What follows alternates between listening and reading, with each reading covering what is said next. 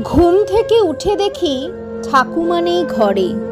সারা বাড়ি আমি খুঁজে বেড়াই ঘুরে ঘুরে।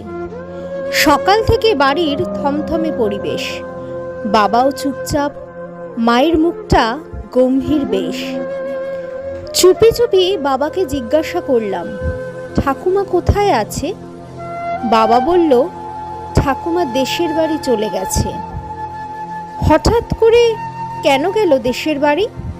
ঠাকুমা ছাড়া থাকতে পারবো না, এবার আমি কি করি?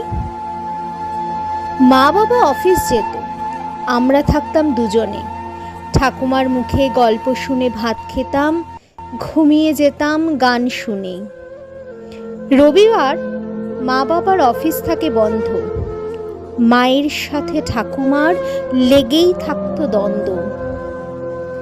আমি দেখেছি ঠাকুমা লুকিয়ে লুকিয়ে কাঁদতো, জিজ্ঞাসা করলে বলতো, চোখে কুটি পড়েছে তো।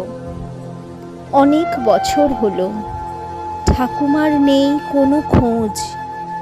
ঠাকুমার কথা আমার মনে পড়ে রোজ।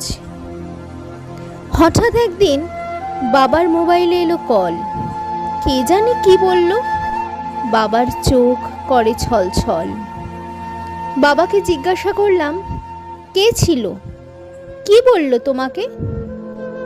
বাবা বলল, তোর ঠাকুমা খুবই অসুস্থ, যেতে হবে আমাদেরকে। আমি বললাম, চলো দেশের বাড়ি, ঠাকুমার কাছে। বাবা বলল, দেশের বাড়ি নয়, তোর ঠাকুমা বৃদ্ধাশ্রমে আছে। রেগে গিয়ে বললাম, এত বছর আমাকে মিথ্যে বলেছিলে, দেখবে তোমাদেরকেও ছেড়ে আমিও যাব একদিন চলে। বৃদ্ধাশ্রমে গেলাম ঠাকুমাকে ফিরিয়ে আনবো বলে। গিয়ে দেখি চিরকালের মতো ঠাকুমা আমাদের ছেড়েই গেছে চলে। একটা চিঠি ঠাকুমা রেখে গেছে আমার জন্য।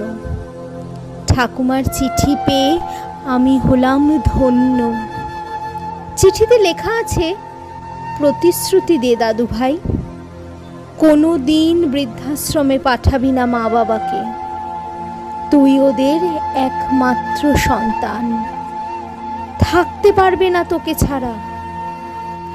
আমার সব কিছু থেকেও বৃদ্ধাশ্রমে ছিলাম হয়ে সর্বহারা। দে দাদু ভাই, কথা দে আমাকে, কোনোদিন দুঃখ দিবি না ওদেরকে। কথা দিলাম ঠাকুমা, কথা দিলাম তোমাকে, কোনো দিন বৃদ্ধাশ্রমে পাঠাবো না মা বাবাকে।